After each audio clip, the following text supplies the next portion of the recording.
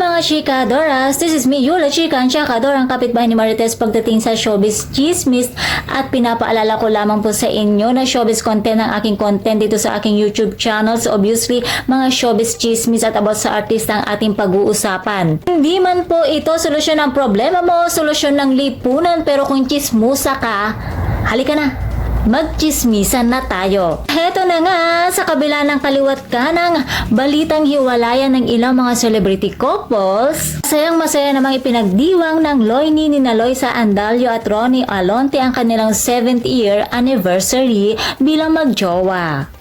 Hindi rin biro ang 7th year #team matatag ang Loini. Pinahagi naman ni Ronnie Alonte ang kanyang mensahe para kay Loisa sa kanyang Instagram account. Ayon nga sa mensahe ni Ronnie, maligayang ika-7 taon sa ating dalawa, wala pa din nagbabago, mas sumasobra pa nga.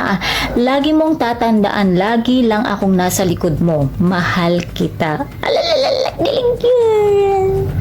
Siyempre, nag-reply naman ang Auntie Loisa mo ng I love you, be. Thank you. O diba, nakakakilig naman sana all.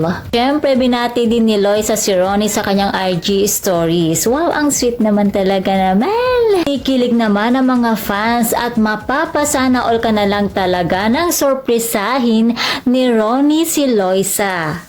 Kasama nilang nag-celebrate ang kanilang mga ilang malalapit na kaibigan. Kagaya na lamang ni Nico Natividad. Ayun. At may bonggang pa fireworks pa. Wapasabog talaga ang surprise ni Ronnie. Kaya naman tuwang-tuwa itong si Loisa. Ang haba ng hair naman talaga ni Loisa. Kaya, kailan ko naman kaya susurpresahin ang sarili ko? So, sarili ko na lang pa magsusurprise sa akin. Ayun, samantala, masaya din ang kanilang mga fans dahil nananatili pa ding matatag ang Loini, ang kanilang iniidolo. Hangad ng mga ito na sana lamang daw ay tumagal pa ang kanilang relasyon. Ang tanong ng lahat, kailan naman daw kaya susurpresahin ni Ronnie si Loisa ng marriage proposal? Well, surprise nga, diba? So, hindi natin alam.